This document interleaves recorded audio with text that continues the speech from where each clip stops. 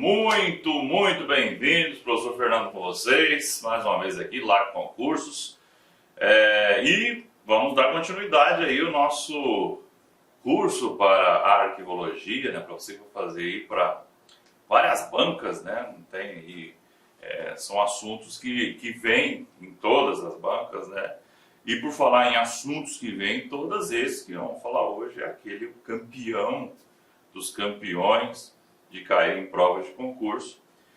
Se tivesse uma aposta para fazer com alguém sobre um tema que poderia cair em prova, o tema seria esse, né? Assim, com índice de acerto enorme, né? Assim, uma chance de você dar green, né? Você conseguir aí sucesso aí, né, nessa aposta. Então, ciclo vital, teoria das 3 idades, né? Então, é um assuntinho que a gente não vai assim se delongar muito nele, mas ele é muito importante você entendê-lo. E eu vou fazer alguns paralelismos, ou seja, fazer umas comparações com outras situações que possam ocorrer nesse sentido, ok? Vamos lá então. Então, ciclo vital, né? Teoria das 3 idades, né? 3 idades.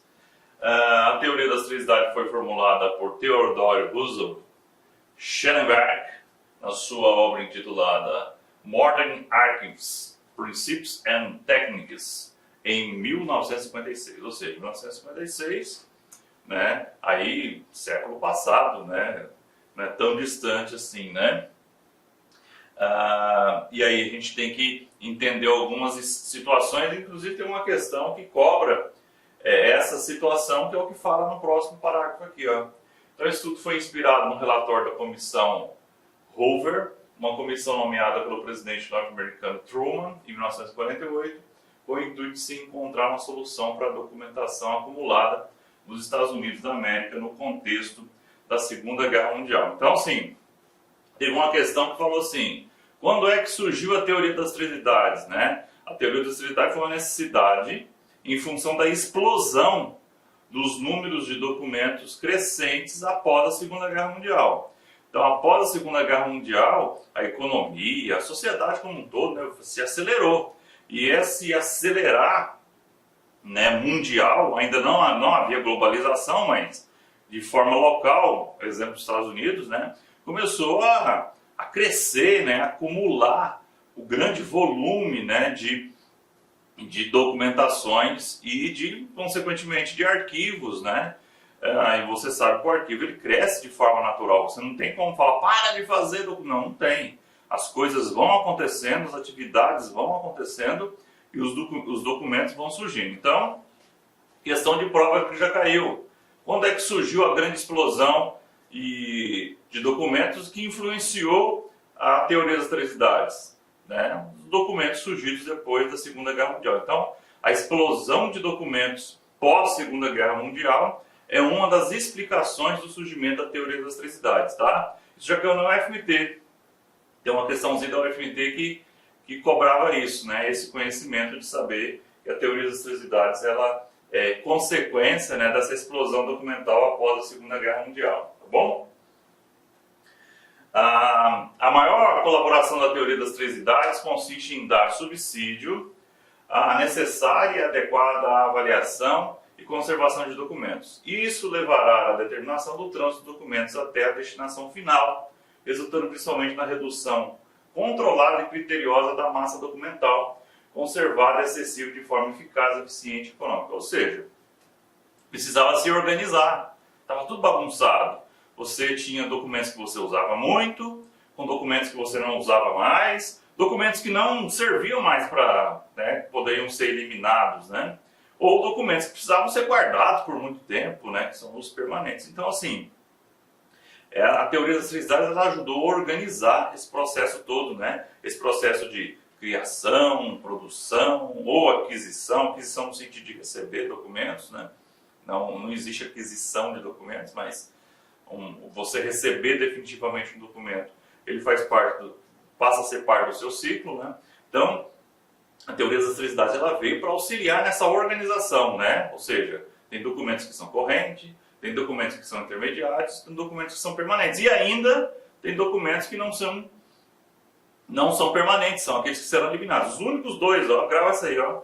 Os únicos dois destinos que um documento pode ter é a eliminação ou a sua guarda ou recolhimento no arquivo permanente. Tá? Guarda ou recolhimento pode ser usado, tá? Agora transferência não, tá? A gente vai bater muito nisso aqui, tá? Então um documento chega no seu, depois que ele passa do intermediário ou do corrente, vai explicar isso direitinho para você, mas ele chega em um determinado ponto em que você vai ter que decidir. Isso chama-se avaliação. Você vai ter que decidir se esse documento será eliminado, não você decidir, eu já vou explicar por que não é você que decide, ou ele será guardado ou recolhido para o arquivo permanente. Tá? Por que, professor, não sou eu que vou decidir? Quem determina isso é a tabela de temporalidade, que é um assunto que a gente vai ter aqui um bloco especial para ela. Tá? A pergunta é, quanto tempo um documento fica na fase corrente, intermediária e permanente? A resposta é simples. Como assim simples, senhor? Está definido na tabela de temporalidade. O senhor precisa decorar a tabela? De jeito nenhum. Impossível decorar. Algumas coisas você consegue guardar, né? Mas a tabela ela tem milhares de informações sobre documentos. Então, um bom arquivista é aquele que vai lá na tabela de temporalidade e verifica, opa, já deu 5 anos desse documento aqui, ele já pode ir para o intermediário. Aí ele passa um tempinho, opa, deu 3 anos, já não está mais intermediário. Qual que é o destino final dele? Destinação. É a eliminação? Opa, vamos lá picotar ele. Ou é mandar para o arquivo permanente? Opa, vamos mandar para o arquivo permanente, porque ele é um documento histórico, probatório, né? Então é interessante essa ideia da teoria das três idades, que parece realmente um ciclo de vida, né?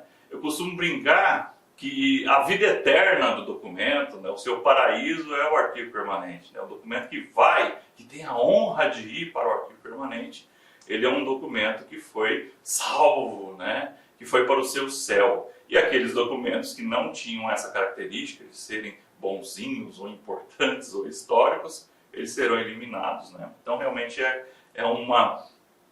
parece uma vida, né? Parece uma vida do documento. Por isso que chama também ter o ciclo de vida dos documentos. Assim, a teoria das três idades, também chamada de teoria do ciclo de vida dos documentos, é a sucessão de fases, vigência ou frequência. Interessante essa frequência. Essa palavra frequência é muito importante, já vai destacar no corrente intermediário, por que passam os documentos, corrente, intermediário e permanente, desde o momento em que são produzidos até a destinação final. Qual que é a destinação final? Eliminação ou guarda permanente. Olha, isso aqui é importantíssimo a gente guardar. Ó. Então os documentos eles passam pela fase corrente, intermediária, até chegar no permanente. Mas vejam só, desde o seu momento da sua produção ou da sua recepção definitiva, né, até a sua destinação final. Isso aqui a gente chama de PUD, já vou botar para vocês aqui. Essa destinação final vai ser ou a eliminação, os únicos dois destinos de um documento, ou a guarda permanente, ou o recolhimento para o arquivo permanente. Veja, a destinação ela ocorre bem nesse caminho aqui, ó. Né? Depois ali das fases corrente e intermediária, nós temos a destinação final. E para você guardar essa aqui, ó, produção e destinação, no meio tem uma coisa que acontece, o quê? Você utilizar, é o PUD, ó, produção, utilização e destinação. Tá? E é interessante a gente não confundir o PUD com a teoria das três idades. Na hora que a gente tiver aqui fazer o esqueminha da teoria das três idades, eu vou mostrar para vocês que apesar do PUD, né, produção, utilização e destinação de documentos ter relação, ele não é sinônimo de teoria das três idades. Por que ele não é sinônimo? Se a destinação vai até aqui e aqui eu continuo com permanente, vejam só, depois do PUD tem mais coisa, né? Então o PUD ele não resume a teoria das três idades. Apesar de ele fazer parte da teoria das três idades, ele não pode ser considerado um sinônimo da teoria das três idades. Em função do quê? Existem situações, que situação que é essa? Ou eliminação, ou permanente, que vai ocorrer depois dessa fase chamada destinação. Tá? Então, produção, utilização está aqui, ó, corrente intermediário e destinação. Professor, quando é que o senhor vai bater duro em cima desse PUD aqui? Quando a gente gravar um módulo chamado Lei 8159, que é a lei da arquivologia, ou dos arquivos, né? Na verdade, arquivos públicos e privados no Brasil, tá bom? Mas o que você precisa saber agora é que as três fases, as três idades, ou o chamado ciclo vital, é corrente, intermediário e permanente, tá ok? E a gente vai destacar outras coisas aqui. Arquivos correntes, primeira idade, são os conjuntos de documentos montados nos setores de trabalho em decorrência de suas funções e atividades, então, ou seja, a atividade da organização, exercidas e da necessidade de mantê-los no local para as razões administrativas, né? Ou seja, ele está servindo aqui de cunho administrativo ou técnico, seja pela frequência do seu uso, isso aqui é muito importante, frequência do uso, essa palavra, essa expressão, ela é chave para determinar, e pela tramitação ainda não encerrada, ou seja, estou usando ele, né? Ainda que sem movimentação. A principal característica é a de serem essenciais ao funcionamento do cotidiano, ó, dia a dia da organização. Então vamos lá. Essa frequência de uso, como é que cai em prova, professor? Fala assim, estamos falando de uma idade em que os documentos são utilizados com muita frequência ou frequentemente. Esses documentos são chamados de arquivos correntes. Professor, eu gostaria de entender melhor essa divisão, né? Eu vou já explicar os três aqui para a gente poder massificar esse conhecimento, para você nunca mais esquecer do que é o corrente, intermediário e permanente. Vamos lá, vamos pensar no ensino médio. Vamos lá, temos lá vários alunos do ensino médio, numa escola, ensino médio do primeiro ao terceiro ano, e nós temos ali arquivos. Nós temos arquivos correntes e intermediários, tá? Principalmente. Permanente sai de lá, eu vou explicar por quê. Sai de fora, né? Vai para o arquivo central. Então, vamos lá. Enquanto está ocorrendo o ensino médio, está vindo atestado do aluno, está vindo notas do aluno, provas, ou seja, documentação, né? Se ele veio transferido, tem transferência, tem vários documentos que podem surgir nessa relação aí durante o ensino médio. Beleza.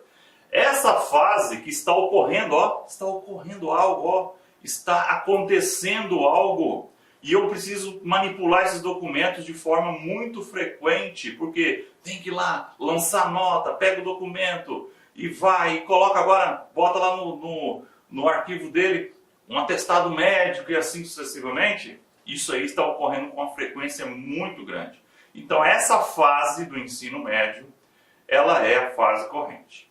Beleza? O professor só está dizendo então que documentos de escola é 3 anos? Não estou falando isso, estou falando para você entender qual é a lógica do arquivo corrente. Está ocorrendo algo. E esse algo é com muita frequência. Beleza. Aí vamos para a próxima fase. Formou, né, colou grau, beleza. Esses documentos eles perdem o quê? Essa frequência, diminui. Mas ainda, a pessoa precisa ainda de informações quentinhas, né? Que informações quentinhas? Ele precisa tirar o seu certificado de conclusão. Então ali os documentos ficam ali na escola, ali, a sua frequência diminuiu, mas ainda alguém pode ir lá, ó, daqui uns 3, 4 meses, a pessoa fala, ó, eu quero requerer, né? Você sabe, você tem que requerer. Quero requerer o meu certificado, beleza? Tá lá o documento, consultou, tal, emitiu o certificado de conclusão do ensino médio. Mas vejam que essa frequência diminuiu. Esse arquivo passa a ser o quê? Intermediário. Ele não precisa mais estar do lado da secretária da escola. Ele pode estar numa sala um pouco mais distante. Vejam só, porque chegaram novos alunos, né? Entrou alunos no primeiro ano. Eu preciso desocupar esse arquivo aqui. Então esse arquivo do terceiro ano, ele vai o quê? Vai lá para o intermediário. E libera para o novo terceiro ano deste ano. Então, olha só que interessante. Então, ele passa a ser intermediário. Mas passaram-se mais 3 anos, ou 4 anos, ou 2 anos, não importa. Aí depende da tabela de temporalidade. E ninguém foi lá pedir certificado, nada. Tá, beleza. chegou a hora de se desocupar esse arquivo daqui. Esse arquivo está ocupando espaço. Veja que a ideia da teoria das três dados era o quê? Organizar. Chegou a hora de dizer se esses documentos serão eliminados ou se serão guardados permanentemente recolhidos, né? A maioria dos documentos,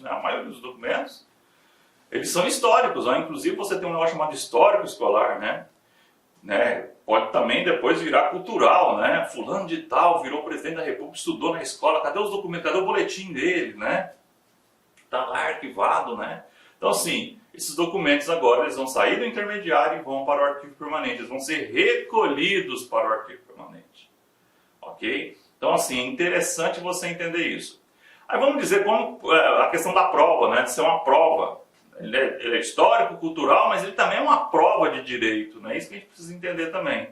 Passados-se 20 anos, a pessoa fala, olha, decidi tirar meu certificado do ensino médio, estou precisando, inclusive para entrar na universidade, exigiu. E eu nunca tirei ele, vou lá. Vai lá na escola e fala, ó, eu quero o meu certificado. Mas quando é que você está? Estudei aí 20 anos atrás. A pessoa vai lá no computador, né? Realmente, está aqui, mas só que seus documentos não estão mais aqui. Eles foram para o arquivo central, foram para o arquivo permanente, que é o nome mais técnico, né? Aí a pessoa falou, ó, dá um prazo de 15 dias que nós vamos pedir esses documentos para a gente verificar se está tudo certo, se você foi aprovado mesmo, né? Se está tudo em dia. E a partir daí nós vamos emitir o seu certificado de conclusão. Vai demorar uns 15 dias, tá? Então veja que é algo um pouco mais demorado do que no arquivo intermediário. Então assim, é interessante entender essa lógica, tá? Beleza? Muito bem, então vamos lá. Vamos já ver então o intermediário, né? Então lá, os arquivos intermediários, centrais, não gosto muito desse termo, mas semiativos e pré-arquívicos. Olha só, pré-arquívicos, né? Por que é pré-arquívicos? Porque existe uma doutrina, né? Uma ideia de que o arquivo mesmo é o permanente, né? Mas tudo bem, né? Por isso que tem esse nome pré-arquivo, tá? Mas isso aí, raro não, nunca vi cair na verdade. Então a segunda idade é composta de documentos que são conservados por razão de ordem administrativa, legal ou financeira, mas que têm o uso menos frequente, ou seja, a frequência reduziu. Que os da primeira idade são documentos que aguardam a sua eliminação ou recolhimento. Olha aí, ó, eles aguardam as dores do destino final. Eliminação ou recolhimento para guarda permanente. O chamado plano de destinação, também tabela de temporalidade. Permanece na propriedade exclusiva da unidade produtora, ainda ele é propriedade de quem produziu ele ali, né? Olha só, cuidado com a palavrinha, tá? Só estou vendo recolhimento, tá? Marca isso que eu vou te falar. Se a banca colocar assim, o documento foi transferido para o permanente, você vai marcar isso como falso sempre, é errado. Não existe transferência para o arquivo permanente. Grave isso. Não existe transferência para o arquivo permanente, tá? Isso cai demais em prova, tá? A palavra correta é recolhimento. No máximo, guarda. Guarda ou recolhimento para o arquivo permanente. A transferência, ela acontece? Acontece. Aonde que ela acontece? Do arquivo corrente para o intermediário. Quando o documento sai do corrente para o intermediário, nós chamamos de transferência. Não existe transferência para o arquivo permanente, ok? Então, esse recolhimento. Professor, e o recolhimento ele ocorre somente do intermediário para o corrente? Não. Ele pode ocorrer direto do corrente para o permanente, tá? Então, assim, o recolhimento ele não ocorre Meus somente... amigos, minhas amigas, inicialmente eu peço licença a vocês, pois interrompi os seus estudos, mas essa videoaula é uma videoaula demonstrativa para você conhecer o nosso serviço aqui da Lá Concursos. Nós aqui da Lá Concursos, nós estamos montando um melhor curso para a Universidade Federal de Pernambuco, especialmente para dois cargos específicos, para o cargo assistente em administração e para o cargo técnico em administração. Qualquer um desses cargos, o nosso curso completo, ponto a ponto de digital, super competitivo, 100% gravado em AD em estúdio profissional por apenas R$ 119,90. Quer se matricular, quer assistir o restante dessa videoaula, quer o PDF e quer muito mais aulas, clique aqui embaixo, você vai ser direcionado diretamente para o nosso site e vem estudar com a gente aqui na LAC, que você não vai se arrepender. Bacana? Forte abraço, fique com Deus, tchau, tchau.